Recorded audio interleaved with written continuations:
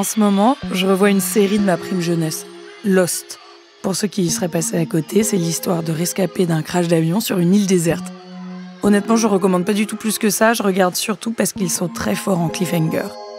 Dans Lost, il y a un des héros qui s'appelle Jack Shepherd. Et le grand truc de Jack, c'est qu'il veut sauver tout le monde, même ceux que ça n'intéresse pas.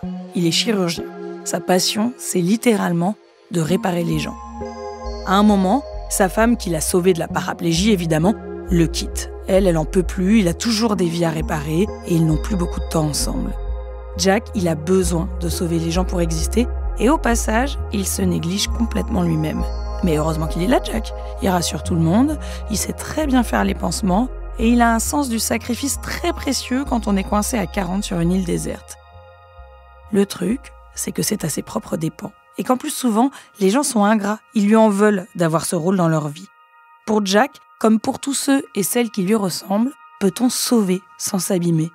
Être un sauveur sans se perdre soi-même. Je suis Marie Musset, bienvenue dans Émotion. Émotion.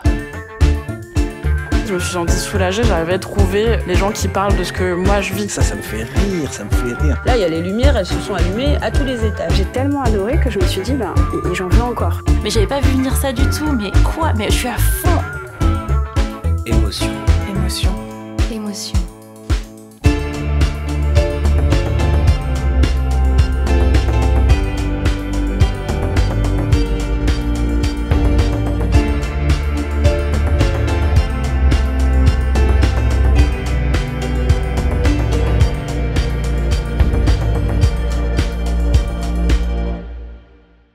On connaît tous quelqu'un qui vole au secours de la veuve et de l'orphelin dès que possible et qui est attiré par ceux qui ont besoin d'aide. C'est un petit peu le cas de Chloé. Chloé, elle a 32 ans, elle habite à Rennes. Ado et jeune adulte, elle a multiplié les engagements associatifs. Jusqu'il y a peu, elle travaillait au sein d'une association d'aide aux victimes. Et aujourd'hui, elle n'en est pas très loin, puisqu'elle est juriste assistante dans la justice de proximité et les violences intrafamiliales. Hello. Ça va et toi? Je suis allée voir Chloé chez elle à Rennes, au bout de la ligne A sur le métro, à la fin d'une de ses journées de travail. Elle m'a accueillie avec un grand sourire. Vraiment, ça m'a frappée dès le début, ce truc de joie qu'elle dégageait. Chloé aime sincèrement aider les autres. Ça s'entend quand on l'écoute, et elle a l'air de faire ça très bien. Pour moi, toutes les personnes méritent d'avoir une main tendue et s'il faut que je tende la main 100 fois, je vais la tendre 100 fois et avec la même énergie, avec la même bienveillance. Et je me dis que peut-être, au bout de la 99e fois, ce sera son moment à elle et je serai là. Cet élan de solidarité que Chloé ressent constamment, cette envie de défier les pronostics et de sortir des gens de la détresse, Chloé l'a aussi vécu dans sa vie intime.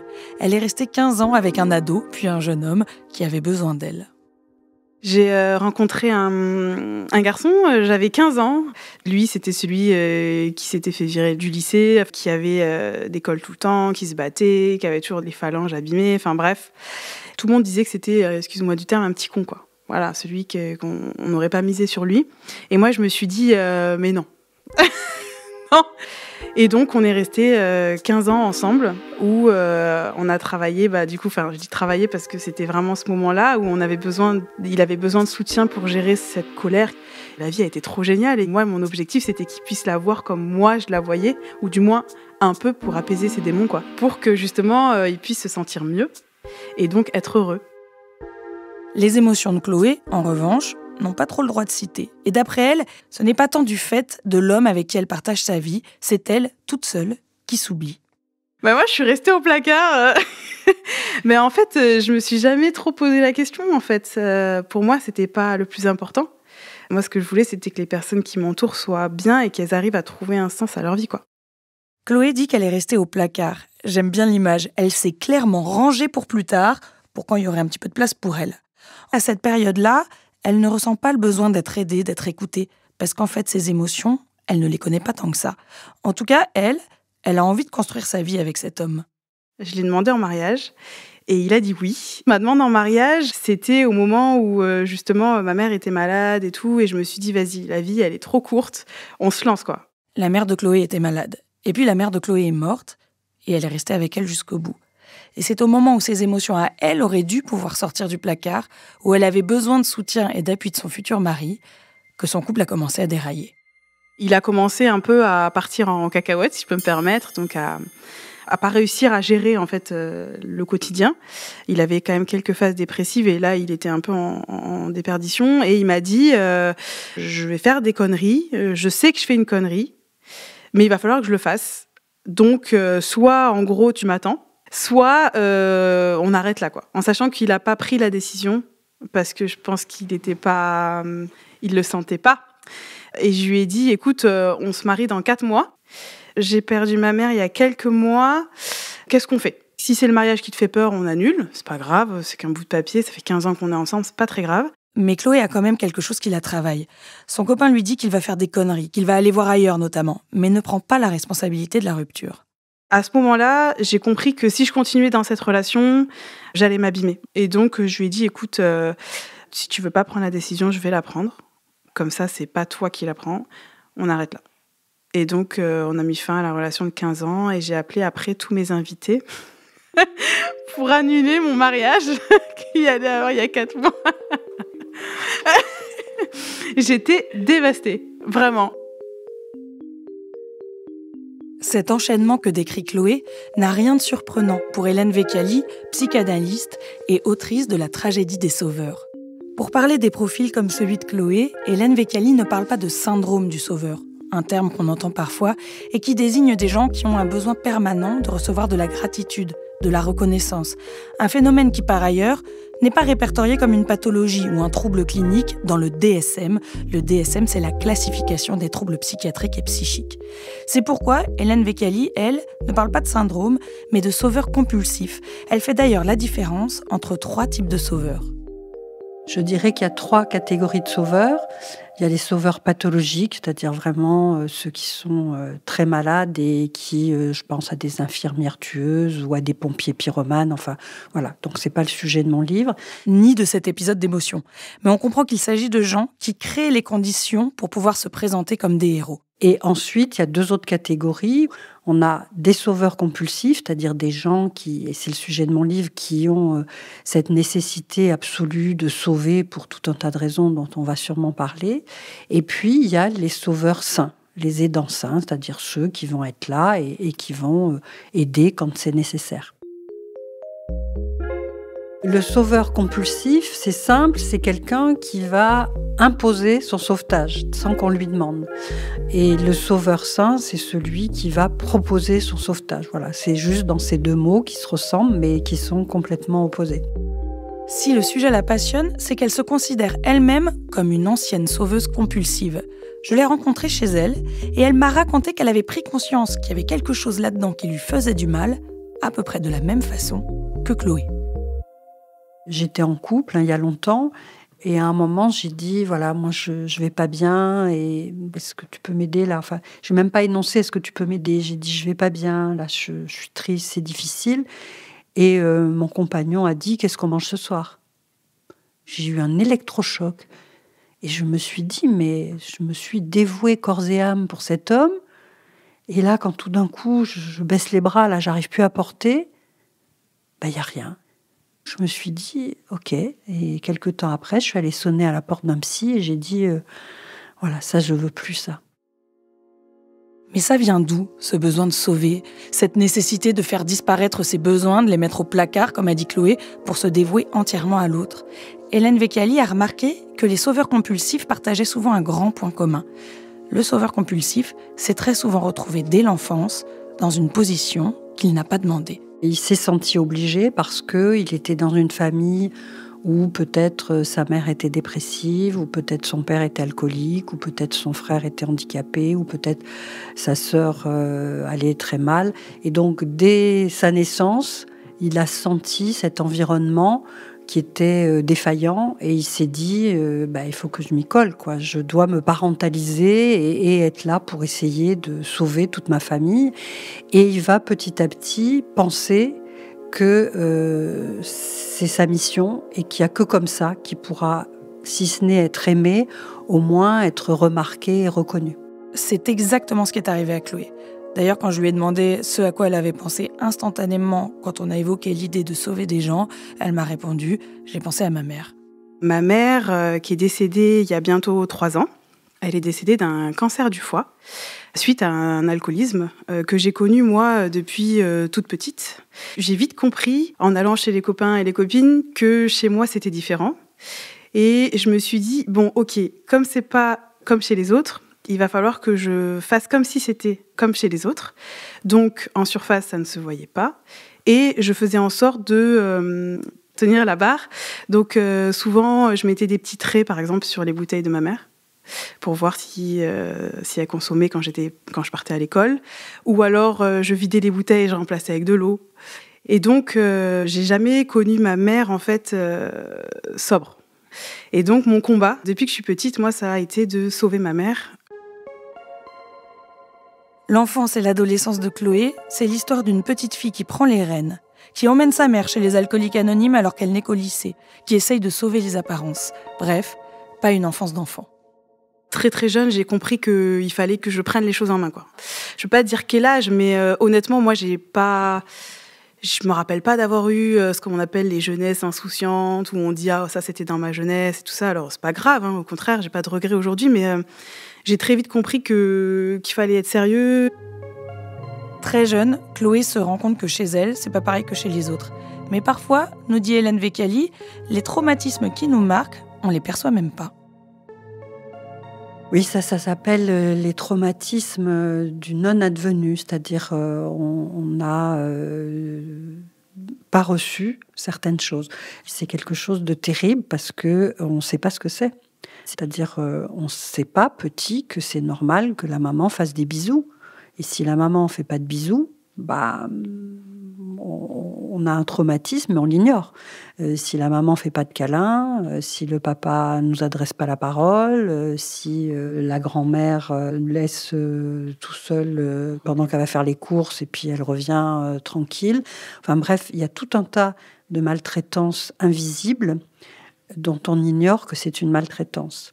Donc comment on repère ça ? Eh bien, c'est en grandissant, en regardant autour de soi, en discutant avec des gens autour de soi, et on va découvrir qu'il y a des mamans qui sont chaleureuses, qui font des bisous, qui font plein de gestes de tendresse, qu'il y a des papas qui viennent défendre quand il y a quelque chose qui ne va pas. Enfin voilà. Et petit à petit, eh bien, ces personnes qui ont subi ces traumatismes vont les voir surgir comme ça et à un moment se questionner en disant mais il m'a manqué des choses importantes, mais je ne le savais pas parce que c'était invisible. Chez Chloé, la mission qu'elle s'est fixée, ce rôle qu'elle a endossé malgré elle et qui lui a collé à la peau, en l'occurrence, il a peut-être aussi été le fruit d'un secret de famille qui se voit pourtant comme le nez au milieu de la figure. Vraiment, ça se voit, mais de fou. Vous allez comprendre. J'ai 2 demi-frères et un petit frère, et donc je suis la seule métisse. Et ça a beaucoup posé de questions, en fait, autour de moi, elle est adoptée ou autre. Mais ça a été quand même un secret de famille. On a tous des secrets dans les familles. Celui-là, il se voit, quoi, ça craint. Tu peux pas le cacher sous le tapis, quoi. Puis quand même, je suis assez, tu vois, tu peux pas me cacher, donc. Et je me suis peut-être dit, bon, ok, je suis différente déjà physiquement. En plus, je suis la seule fille. Donc, est-ce qu'il faut que je redouble d'efforts pour prouver que j'ai ma place ? Je sais pas. Chloé est métisse, ses 3 frères sont blancs. Tout le monde fait comme si cette réalité n'existait pas. Et le sujet ne sera finalement évoqué que quelques mois avant la mort de sa mère. Quand la psy m'a demandé de dire à ma mère tout ce que je voulais avant qu'elle parte, moi je lui ai dit « Maman, t'as pas le droit de partir sans me dire honnêtement qui je suis et mes origines, etc. » Et je lui ai dit c'est la seule chose que je te demande. Et donc elle a avoué à la famille et tout ça, quoi. Si on résume, Chloé a grandi dans une famille où sa mère ne pouvait pas assurer et où sa place à elle était questionnée, au moins à l'extérieur. Quand on lit le livre d'Hélène Vecchiali, on se dit que oui, c'est un aller simple pour devenir sauveur compulsif. Ce sont vraiment des personnes qui, dès l'enfance, ont appris à s'oublier et à partir dans cette mission, vraiment une mission de sauveur, et c'est leur identité. C'est-à-dire que leur propre identité réelle est complètement masquée par cet uniforme qu'ils ont été obligés d'endosser. C'était une histoire de survie pour eux. C'est-à-dire soit ils étaient niés, ils n'existaient pas, soit ils étaient reconnus pour une mission extraordinaire de sauver toute la famille. Et donc, à l'âge adulte, ils continuent à être dans un oubli total de soi pour se donner comme outil de sauvetage à tous ceux qui, dans leur environnement, auraient besoin d'être sauvés. C'est vraiment une compulsion. En tout cas, me dit Hélène Vécali, ce qui est sûr, c'est que quand on a endossé ces rôles-là dans une amitié ou dans un couple, c'est fini. Les dés sont pipés dès le début. Cette dynamique ne changera pas. Je donne comme métaphore l'ambulancier qui conduit un patient et puis qui un jour peut-être en a marre et va se tourner vers le patient en disant « Bon là, j'en peux plus, allez, viens prendre le volant et moi je me mets derrière ». On comprend bien que cette situation, elle est improbable. Même si l'ambulancier, tout d'un coup, énonçait ça, le patient dirait « non, attends, tu me conduis et il n'y a pas d'autre possibilité ». Hélène Vécali est assez catégorique. Quand une telle dynamique s'installe, il n'y a pas de retour en arrière possible. Quand tout d'un coup, le sauveur flanche, le sauvé s'en va. Point. C'est-à-dire qu'il faut rien espérer, quoi. On voit bien que ce mode de relation n'est pas tout à fait satisfaisant pour le sauveur qui s'oublie et qui ne met jamais ses besoins en avant et pour qui la désillusion est grande le jour où lui, il a besoin d'aide. Le truc, c'est qu'en plus, les sauveurs développent de véritables compétences. Ils savent aider, ils savent repérer les gens qui vont mal, ils savent ne pas avoir peur de leur offrir leur aide, décrypter les non-dits aussi. S'il y a un endroit où Chloé a confiance en elle, c'est bien dans ses capacités à aider les gens. Toutes ces expériences-là m'ont permis de savoir aussi voir plein de choses. Il y a plein de choses que je vois, je ne sais pas si d'autres le voient, en tout cas j'espère, mais il y a plein de choses que je vois et sur les gens ou sur moi, mais sur les gens aussi maintenant, tout ce que j'ai pu vivre, le fait de m'être laissée sur le côté pour me concentrer sur les autres, ça me permet aussi maintenant de voir plein de choses et d'avoir des liens aussi avec des gens. Chloé sait faire, elle sait parler aux gens, elle sait comment les guider. Et c'est quelque chose qu'on retrouve chez tous les sauveurs compulsifs, me dit Hélène Vécali. Les sauveurs compulsifs sont des belles personnes et tout ce qu'elles font comme dans cette aide et toutes les solutions qu'elles trouvent, etc., ça les enrichit quand même. C'est-à-dire qu'elles ne perdent rien. C'est pas parce qu'elles donnent qu'elles n'ont plus. C'est parce qu'elles donnent, parce qu'elles ont énormément de ressources, elles ont énormément de capacités et surtout, elles perçoivent tout ce qui est possible de faire pour aider l'autre. C'est-à-dire qu'elles sont des solutions sur pattes. Et au fur et à mesure, elles engrangent des expériences et des solutions. Donc, au bout d'un moment, elles sont effectivement pleines de ressources et ça les forge et ça les nourrit et c'est bien. Quand on a passé sa vie à faire ça, se dire qu'il faut arrêter d'aider les gens, laisser ses compétences de côté, ça n'a pas de sens. C'est tirer un trait sur ce que l'on sait faire de mieux. Et ça, me dit Hélène Vécali, ça crée un conflit de loyauté entre soi et soi, mais aussi envers les autres. Car si on ne les aide pas, qui le fera ? Il y a un conflit de loyauté en nous. Au moment où on se dit, là, quand même, il faut que j'arrête là, de me nier et de ne pas recevoir d'amour parce que c'est ce dont j'ai besoin. Oui, mais d'un autre côté, je le fais bien. Donc, en fait, j'ai un conflit de loyauté parce que je vais abandonner tous les futurs sauvés que je pourrais sauver. Et donc là, il y a un moment où on se dit, mais comment je gère ça ? Donc ça veut dire que pour sortir de ça, il faut accepter que ça, c'est une compétence, c'est pas une identité. Oui, puis surtout que c'est pas sa vraie nature. C'est une compétence acquise de force. C'est de se rendre compte que sa vraie nature, c'est certainement d'être généreux, mais que de sauver tout le monde, c'est pas une vraie nature, c'est une panoplie. C'est-à-dire que petite, on s'est mis la panoplie de Superman ou de Catwoman, mais que c'est pas derrière cette panoplie, il y a un petit cœur qui est là et qui a envie de battre pour soi. Mais comment on sait précisément qu'on est coincé dans cette ornière et qu'on n'est pas juste quelqu'un d'altruiste qui sait aider les gens ? Quand j'écoute Chloé, je me dis que c'est pas quelqu'un qui impose son aide, par exemple. Elle tend la main jusqu'à ce que l'autre accepte de la prendre. En revanche, le fait qu'elle s'oublie complètement, que ses émotions à elle ne comptent pas, ça c'est un signe. Et pour Hélène Vécali, un autre signe qui ne trompe pas, c'est quand on est en permanence déçu du manque de gratitude des autres. Une fois qu'on est là-dedans, comment en sortir ? Comment devenir ce que Hélène Vécali décrit comme un sauveur sain, quelqu'un qui sait poser ses limites ? C'est ce qu'on va voir dans quelques instants.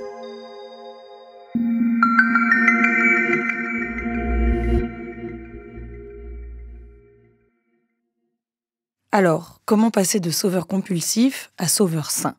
Pour Hélène Vécali, la réponse est très claire. Tout commence avec une prise de conscience. Ça, c'est indispensable, c'est-à-dire se rendre compte à un moment qu'on a ce don, mais que peut-être ce don nous abîme.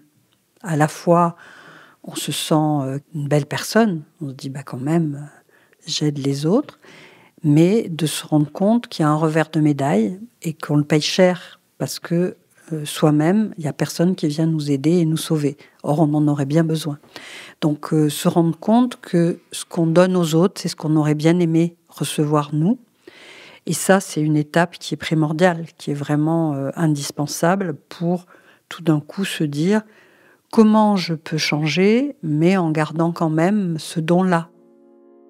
Pour Chloé, le glissement a peut-être commencé quand avec sa mère, sa sauvée originelle, celle qui l'a placée dans ce rôle depuis l'enfance, la relation a pu changer un peu. Pendant sa maladie, Chloé a découvert quelqu'un d'autre, quelqu'un qui n'avait plus besoin d'être sauvé, puisque c'était trop tard. Quand le cancérologue il a dit il vous reste quelques semaines, je me suis dit ok, quelques semaines c'est quoi ? Parce que les mois sont remplis de quelques semaines et les années sont remplies de quelques semaines. Donc pour moi ça veut tout et rien dire. Et j'ai dit à ma mère c'est pas grave, tu vas te battre et quelques semaines ça veut tout et rien dire. Donc go, on y va. Ma mère m'a regardée, moi j'ai essayé de pas trop pleurer quoi. Et elle m'a dit Chloé, tu le sais très bien, j'ai joué, j'ai perdu. Voilà. Donc à ce moment-là, je me suis dit, ok, bon, essaye de l'aider au mieux pour que ça se passe bien pendant 1 an et demi, mais c'est là que j'ai vraiment compris que fallait que je renonce quoi. Pour moi, c'était un échec en fait, un échec cuisant. Tu sais, tu regardes ta mère et tu te dis, elle a eu une enfance de merde, elle a eu une vie de merde. Sa seule fierté, c'est ses enfants, et elle en a pris conscience trop tard. Et je me dis, putain, j'ai pas réussi quoi. C'est ça le plus dur, je pense, de se dire ok, il faut renoncer parce que tu peux pas faire autrement, et en même temps de dire j'ai échoué quoi. Vraiment, c'était le plus dur. À cause de moi, Chloé a failli pleurer alors qu'elle tenait complètement la route. Parce que l'entendre dire qu'elle avait raté, que c'était un échec pour elle, ce truc auquel elle ne pouvait absolument rien, ça m'a vraiment fait mal au cœur. Et en même temps, ce renoncement, il lui a permis d'explorer une relation avec sa mère qu'elle n'avait jamais eue grâce à une psy rencontrée en soins palliatifs. La psy a dit essayez de créer une relation mère-fille que vous avez jamais créée. Donc j'étais trop contente parce que j'ai découvert ma mère en fait. Il y a 3 ans, j'ai découvert qui était ma mère pour de vrai, avec ses passions et tout ça. Donc j'ai eu cette chance-là que beaucoup n'ont pas. Donc je remercie vraiment parce que ça a duré 1 an et demi la maladie, donc j'ai réussi. Sa mère a répondu à la question de ses origines. Elle a pu lui dire la vérité. Sorties de leur rôle, elles ont eu une relation qui s'est déplacée. Après la mort de sa mère et la rupture avec son ex, Chloé a pris de plus en plus conscience qu'elle s'était oubliée. Elle a été aidée pendant son parcours. À elle aussi, des gens ont tendu la main. La première fois, c'était une psy, quand elle avait 15 ans et qu'elle accompagnait sa mère aux Alcooliques Anonymes. C'est une professionnelle qui m'a dit « Mais tu sais Chloé, quand tu veux sauver quelqu'un, si la personne n'a pas envie d'être sauvée, tu n'y arriveras pas. » Et je pense que c'est ça qui m'a un peu alertée, quoi. Mais à ce moment-là, Chloé était très jeune. Et surtout, elle ne voyait pas qui s'occuperait de sa mère si elle ne le faisait pas. Surtout que c'est ce que sa mère lui répétait régulièrement. « Je ne sais pas ce que je ferais si tu n'étais pas là. » Plusieurs fois, j'avais plus envie d'avoir cette place. J'en ai eu marre d'être plus jeune d'avoir cette place. J'avais envie d'être une ado normale. Donc en fait, quand on te dit ça, forcément, tu peux pas quitter cette place. Plusieurs fois, je me suis dit, parce que une copine, elle m'a dit, mais c'est peut-être parce que t'en fais trop, arrête. Donc je me suis dit, ok, mais si j'arrête, est-ce que quelqu'un va prendre ma place ? Est-ce qu'elle va bouger ? Ce n'est donc que plus tard que Chloé a continué sa prise de conscience. Mais la graine était semée. Ça ne suffit pas toujours pour changer les choses. La seule chose qu'on peut changer à ce moment-là, c'est le rapport qu'on entretient avec ce rôle d'aidant ou d'aidante. Se rendre compte que ce n'est pas une mission, mais une position dans laquelle on est un peu coincé. Chloé le savait, d'ailleurs, elle a demandé de l'aide. Ensuite, c'est à la Ligue contre le cancer. Quand moi je suis arrivée, en fait, j'ai dit « Coucou, comment on fait pour être aidante ? J'ai besoin d'aide. » Parce que je ne sais pas comment faire, parce que j'avais mon boulot à côté qui me demandait beaucoup de temps, physiquement, mais aussi émotionnellement, parce que j'étais dans l'aide aux victimes. Et c'est elle qui m'a dit, voilà, et vous dans tout ça ? Et je me suis dit, c'est vrai que je me connais pas trop. Ce qui m'a fascinée chez Chloé, c'est qu'elle m'a l'air d'avoir des ressources extraordinaires. Elle porte tout le monde à bout de bras alors qu'elle aurait mille occasions de s'écrouler. Cette force intérieure lui a sans doute permis de tenir jusque-là. Mais maintenant que sa mission d'enfant est terminée et qu'elle n'a pas quelqu'un à sauver de ses émotions au quotidien, elle se retrouve un petit peu toute seule avec elle-même. Je commence à faire la rencontre de Chloé à 32 ans, c'est assez drôle. T'as découvert quoi sur toi-même ? Je suis sympa quand même. Non. En vrai, je suis assez sensible, enfin très très sensible, et j'ai pas mal de peurs quand même, des peurs, la peur de la mort, la peur de l'abandon, la peur de l'inconnu. Je suis un peu hypocondriaque. Ça, c'est des trucs que t'avais pas trop vus sur toi parce que t'avais pas le temps en fait de te concentrer sur toi-même. Carrément. En fait, il y a des choses où je me dis ah ouais, ok, je suis comme ça. Alors pas aussi cliché, mais en fait, j'étais tellement tournée vers l'autre que quand je me suis dit ok, si je dois me résumer un peu, je suis qui quoi. Et hypocondriaque, je pense que c'est en lien avec aussi ma génétique, parce qu'il y a une partie que je connais pas. Donc vraiment, c'est un parcours assez intéressant et des peurs, la peur de l'abandon, peur de pas avoir sa place, de blesser et de pas être assez. Je comprends en l'écoutant pourquoi on peut passer autant de temps à ignorer ses propres émotions. Parce qu'elles font peur. Hélène Vécali me compare cette mue à celle du homard qui enlève sa carapace et se retrouve tout nu. Qui n'a pas envie de se rhabiller assez vite quand il est tout nu dans un environnement pas toujours bienveillant ? Qui a envie sciemment de se confronter à la peur de l'abandon et aux affres de l'hypocondrie ?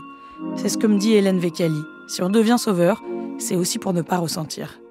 C'est une fuite en avant. C'est vraiment des gens qui sont en permanence dans ce mouvement de sauvetage et qui arrivent à masquer toutes leurs problématiques derrière cet uniforme qui est magnifique. La clé, c'est d'apprendre à se connaître pour ne pas rester bloqué dans cette panoplie de Superman. Et se connaître, c'est commencer à se sauver.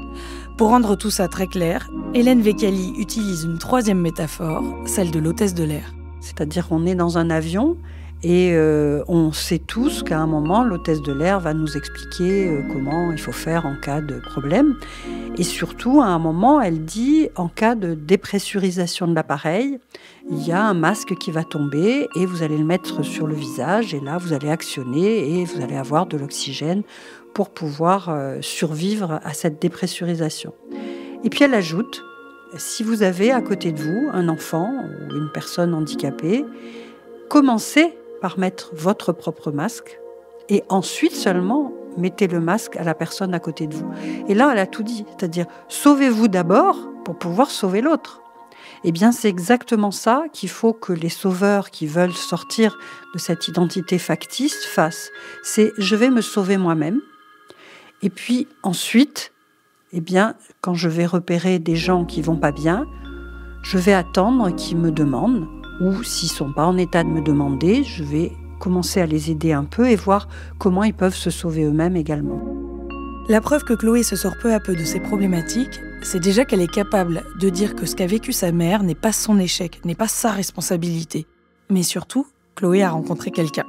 Un homme avec qui elle est depuis plus d'1 an et qu'elle n'a pas besoin de sauver, puisqu'il n'a pas de gros problèmes.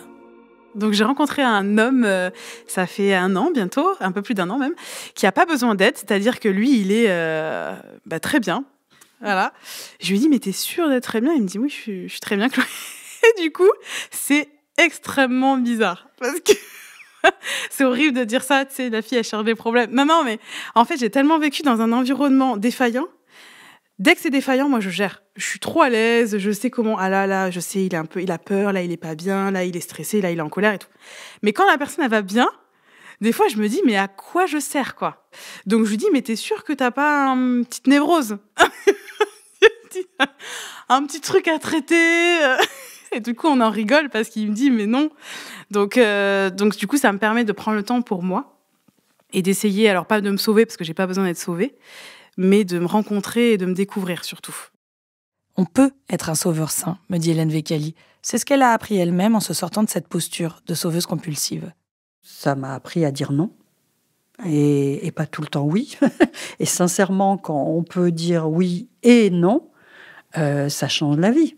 Ça change la vie. Quand on sait dire oui et non, là, on est soi-même parce qu'on est maître de son territoire. J'ouvre ma porte, Voilà. Et puis non, là, je ferme ma porte. Vraiment, c'est une histoire de jouissance au sens notarial du terme. Hein. Je jouis de mon territoire. Et puis, j'ouvre ma porte et je ferme ma porte quand je veux, comme je veux. C'est une histoire de territoire et d'identité. Une fois qu'on quitte un petit peu cette identité de sauveur, ces compétences forcées qu'on a acquises enfant, alors on peut tendre la main à l'autre sans attendre en retour de l'amour et faire ce choix d'aider en connaissance de cause. À ce propos, Hélène Vecchiali m'a raconté une histoire au moment où je sortais de chez elle. Alors j'ai rallumé mon micro. Il y a quelques années, elle a pu aider une amie qui en avait vraiment besoin. J'avais une amie très proche et à un moment, elle se retrouve prise dans un divorce catastrophique, enfin, c'est un pléonasme, et elle va pas bien, elle m'appelle au milieu de la nuit en me disant « je vais me suicider », elle marche dans la rue, elle me dit « je vais me jeter sous un camion », enfin bref. Et donc là, je me dis « il faut y aller ». Et en même temps, je sais que ça va rompre notre amitié définitivement, puisque moi, j'étais plus du tout sauveuse compulsive, mais que là, je savais qu'il fallait que j'aille la sauver et que j'allais y arriver. Hélène Vecchiali a aidé son amie qui était vraiment au plus bas, tout en sachant que ça allait déséquilibrer leur relation. Ça n'a pas manqué, puisqu'un soir, alors qu'elle allait mieux, elle a lâché une petite phrase, pas anodine. Au moment de partir, elle me dit... Tu sais que tu as pris une trop grande place dans ma vie, une très grande place dans ma vie. Et elle fait ce lapsus, elle dit trop au lieu de très. Et je dis ok, et puis elle s'en va. Aujourd'hui, et après une discussion sur le sujet, ces deux amies très proches ne se voient presque plus. Sans rancune, mais quelque chose a changé entre elles. Et vous, en y allant, vous savez. Oui. Ça veut dire que pour la sauver, vous vous dites bon, allez, tant pis. Oui, je sais que c'est fichu. Oui, je sais que c'est fichu. Parce que c'est ça, la tragédie des gens qui sauvent. Et c'est sans doute difficile à entendre, mais Hélène Vecchiali est catégorique. Quand on sauve les gens, on obtient de la reconnaissance, de l'admiration peut-être, mais pas de l'amour. C'est-à-dire qu'à partir du moment où tout petit, il est dans une famille où il est convaincu que sa seule place, ça va être d'être sauveur et que peut-être c'est la seule façon d'être aimé, eh bien, adulte, il va penser qu'il n'y a que comme ça qu'il va pouvoir recueillir de l'amour. Et la première des tragédies, qui est d'avoir commencé à sauver dès son enfance, est suivie d'une deuxième tragédie, il n'obtiendra jamais d'amour. C'est-à-dire que le sauveur, une fois qu'il est adulte et qui va se dévouer corps et âme pour sauver quelqu'un, eh bien, il va obtenir de la reconnaissance, de l'admiration, de la gratitude, mais jamais, jamais d'amour. Mais comment ça? C'est impossible. On ne peut pas obtenir de l'amour en aidant les gens. En les aidant de façon saine, oui, mais en les aidant de façon compulsive, en se niant et en consacrant sa vie à essayer de sortir l'autre de toutes ces problématiques, non, on n'obtient pas de l'amour, parce que la relation, elle est faussée, elle est hiérarchique. Je vous avoue que j'étais déjà assez bouleversée par le témoignage de Chloé, mais là, cette injustice-là, se dire qu'en dépit de la générosité, du don de soi, on n'obtient pas d'amour dans cette position, ça m'a un petit peu terminée. J'ai dit à Hélène Vecchiali, mais comment? Mais c'est quoi cette histoire? Comment ça, on ne peut pas obtenir de l'amour en sauvant des gens? Pas du tout, pour de nombreuses raisons. La première, c'est que quand elle va commencer à aller mieux, elle est quand même avec une honte terrible. C'est-à-dire que le sauveur l'a vue minablissime, l'a vue à terre, l'a vue incapable de s'en sortir toute seule. Ensuite, le sauvé, donc la victime, elle a une dette qui est incommensurable. C'est-à-dire, il m'a sauvé la vie. Hein, voulais me suicider, ou j'étais en burn-out, j'étais en dépression nerveuse, j'étais minablissime, et l'autre me sauve la vie. Comment on rembourse ça? On rembourse jamais quand on a sauvé la vie. Donc j'ai une dette envers cette personne qui pourra jamais être payée. Donc ça, c'est vraiment quelque chose de terrible. Déjà, rien que ces deux éléments-là font que je peux pas avoir de l'amour. Au-delà des sauveurs compulsifs, de ceux qui se sont oubliés pour s'occuper des autres, il me semble que ça concerne tous ceux qui ont déjà soutenu quelqu'un au pire moment. À tous ceux qui se demandent comment ça se fait que cet ami, qu'ils ou elles ont soutenu à bout de bras, est devenu distant, j'espère que ça offre des éléments de réponse. Et surtout, que ça ne vous empêchera pas d'aider des personnes qui en ont besoin. Les sauver de toute façon, ce n'est peut-être pas exactement de notre sort. En tout cas, Chloé, elle, n'a pas l'intention d'arrêter de tendre la main. Je vais avoir 32 ans dans quelques jours et j'ai vraiment envie de me découvrir maintenant pour pouvoir justement peut-être donner, peut-être pas plus, mais différemment.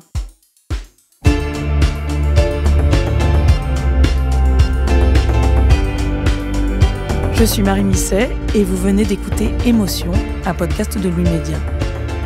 J'ai tourné, écrit et monté cet épisode. La réalisation sonore est de Jérôme Petit. Elsa Berthaud est en charge de la production. Si vous aimez ce podcast, parlez-en autour de vous. Vous pouvez aussi nous le dire en laissant plein d'étoiles et de commentaires, ce que je préfère, sur votre appli préférée. Et n'oubliez pas de vous abonner pour ne manquer aucun nouvel épisode. À dans 2 semaines.